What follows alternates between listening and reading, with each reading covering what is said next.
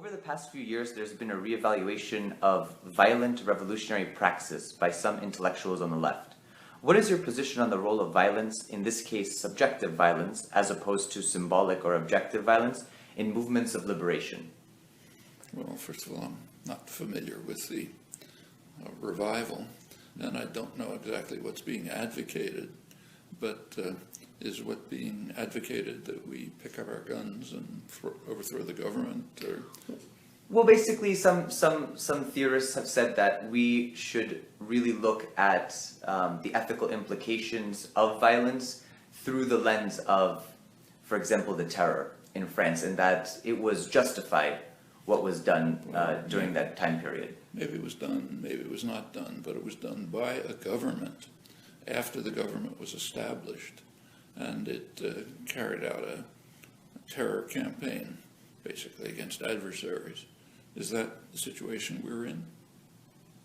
Some would say we are in, dangerous times with, maybe in dangerous times, but are you and I part of a revolutionary government that controls the armed forces and is confronted with oppositionists who we're trying to eliminate?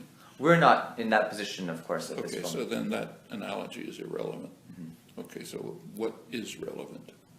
The question would be, is violent praxis justified for us to overthrow a government? So again, should we take our guns, go out in the street and start destroying Chase Manhattan Bank? And well, if you want to get killed in 5 minutes, that's a good suggestion. Mm-hmm.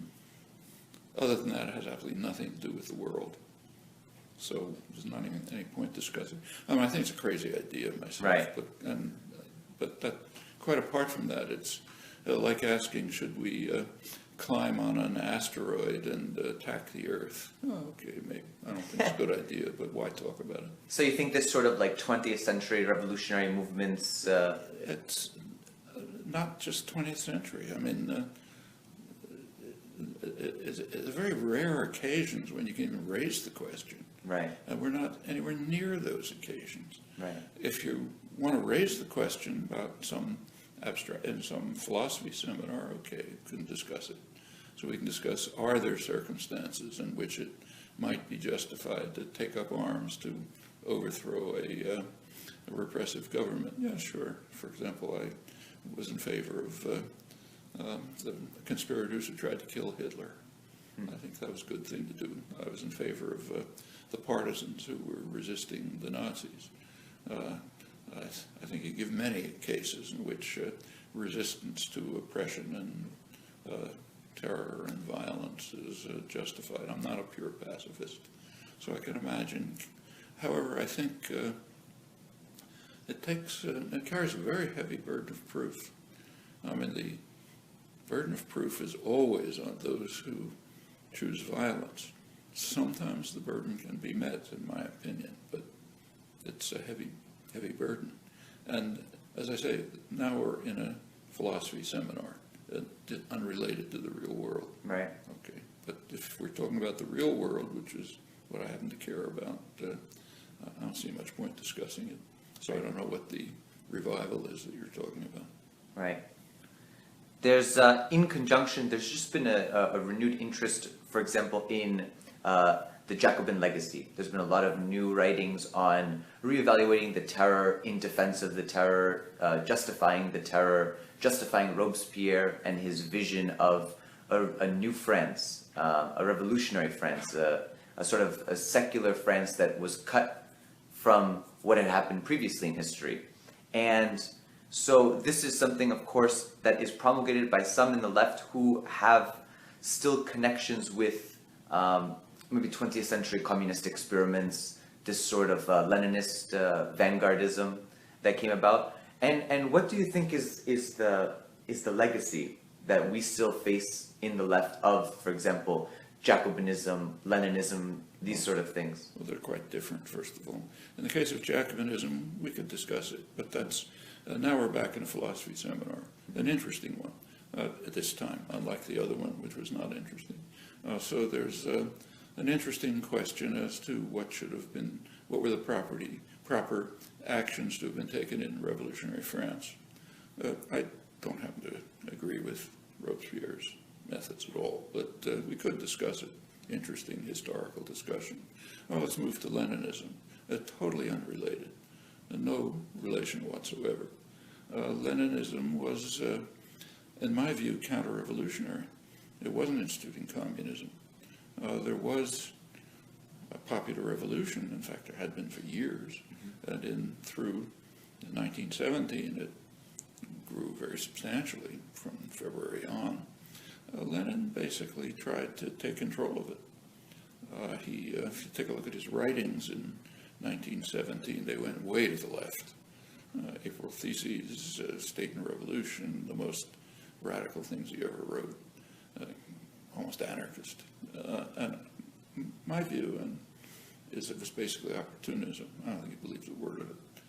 It seems to me he was trying to associate himself, become the leader of the revolutionary popular forces. And when he became the leader, he didn't waste much time, and Trotsky helped him in instituting a pretty repressive regime wasn't Stalin, but a lot of the basic elements of Stalinism. They moved pretty quickly to dismantle most of the organs of popular power, not overnight, but over not very long time. They were able to basically dismantle the Soviets, the factory councils, to convert the labor, of course, the peasant revolutionary forces. They were very much opposed to this, incidentally, as distinct from Marx. Marx saw revolutionary potential in the Russian peasantry. The urban communists like Lenin were strongly opposed to that. In fact, a lot of Marx's later work was even suppressed because they didn't like what he was saying. But so it wasn't Marx, but they had contempt for the backward peasants. Their conception was Russia's a backward peasant society. It has to be driven to industrialization, and then out of that, the iron laws of history will lead to socialism and so on, but sometime in the future. And in fact, they regarded Russia as a backwater. They were essentially waiting for a revolution in Germany, the most advanced capitalist country. That's where there should be a revolution. When the revolution was crushed in Germany in 1919, by that time, Russia had been pretty much turned into the kind of labor army that Lenin and Trotsky were advocating, not totally, but mostly. Kronstadt kind of finished it off. But when the German Revolution was crushed, they realized that's not going to work. So we have to do something else to drive Russia towards industrialization.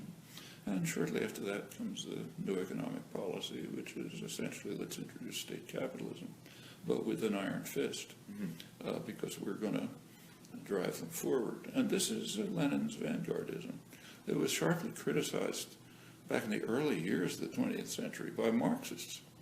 In fact, some of his later associates, although some of the critics, like Rosa Luxemburg, pointed out that Lenin's program, which they regarded as pretty right-wing, and I do too, the image was that there'll be a proletarian revolution, the party will take over from the proletariat, the Central Committee will take over from the party, and the maximal leader will take over from the Central Committee.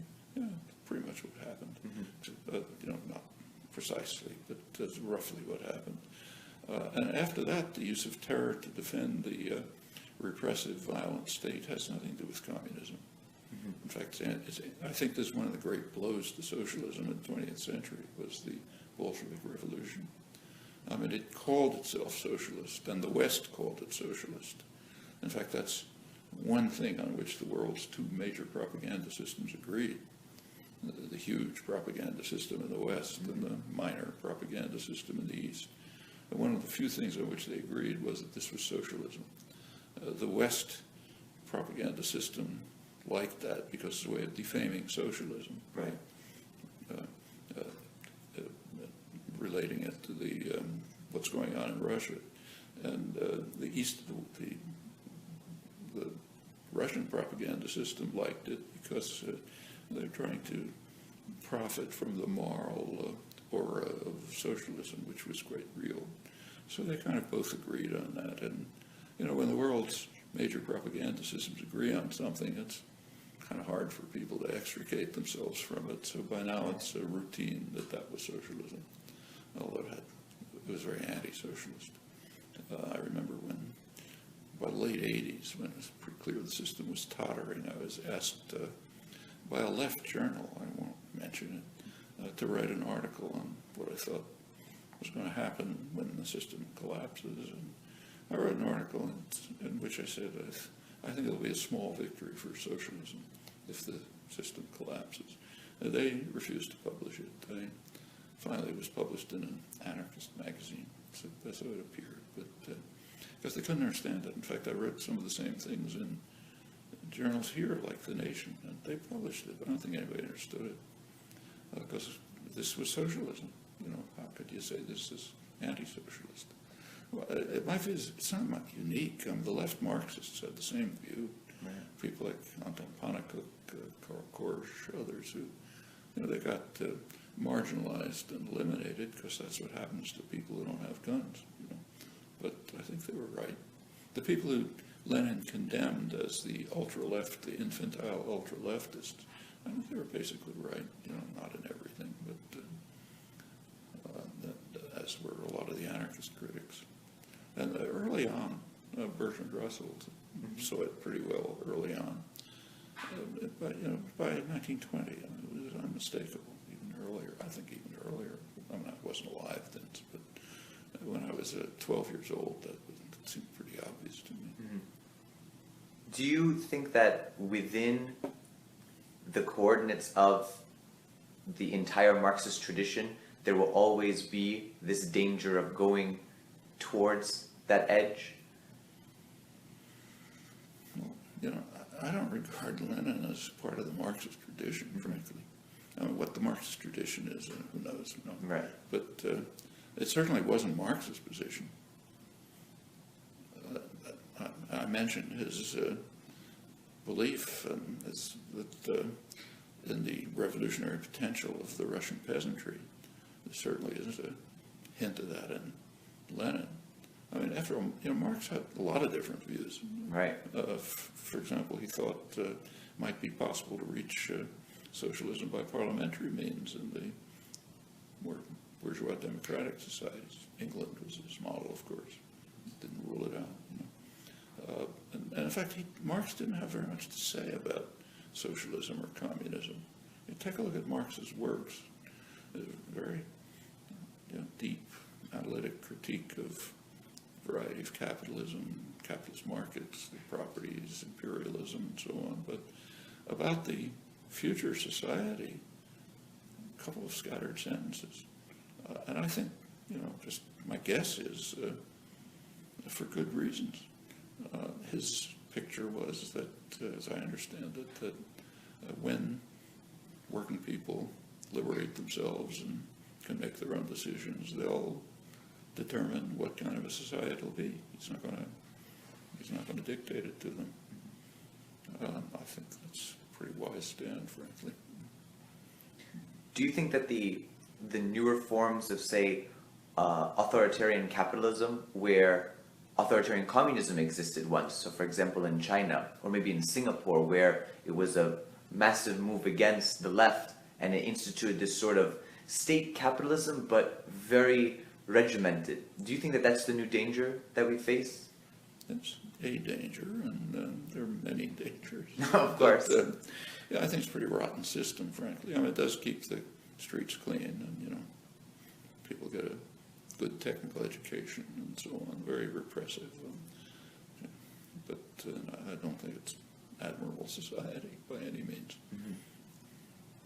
There was a recent article in January 2013 by Alan Johnson in writing for The Telegraph, and he accused some of the leftists, specifically Zizek, of being left fascists, of promulgating this view of totalitarianism and violence as justified within the left tradition and something that we should reclaim in the 21st century. And how does this fascination with violence, terror, and hegemony stem from the radical left tradition? Do you think that it's a part of it, or do you think that it's sort of this offshoot? the radical left, and there's a lot of radical left traditions, but the ones that made any sense, in my view, were not committed to violence, except in self-defense. So if you manage to carry forward significant changes and progressive changes, maybe institutional changes, and you start to function, and there's an attack on them by former centers of power, by outside powers, and so on, then you defend yourself. I think that's, as I said, I'm not a pure pacifist. I don't think you should stop defending yourself when you're under attack, but under very special circumstances. The idea of overthrowing existing forces by violence is a very questionable one for pretty good reasons, I think. I mean, any serious, people who talk about revolution, it's easy to talk about, but if you want a revolution, meaning a significant change in institutions that's going to be carry us forward rather than backwards, then it has to meet a couple of conditions. One condition is it has to have dedicated support by a large majority of the population, people who have come to realize that the just goals that they're trying to attain cannot be attained within the existing institutional structure because they'll be beaten back by force. And if a lot of people come to that realization, then they might say, well, we'll go beyond the what's called reformism, the effort to introduce changes within the institutions that exist. At that point, the questions at least arise. But we are so remote from that point that I don't even see any point speculating about it. And we may never get there. Maybe Marx is right that within parliamentary democracies you can use the institutions themselves to go to a sharp institutional change. In fact, I think there's some evidence for that. So, for example, even in the United States, there are the beginnings of germs of what would be, in my view, a real socialist or communist society, like worker-owned enterprises. It's the beginnings of industrial democracy, popular democracy in all institutions. And how far can it go? Well, if it keeps going, if it does keep going, and there is violent resistance to it, then you could raise the question of using violence to defend it. But if it keeps going, it doesn't meet violent resistance, we'll just continue it.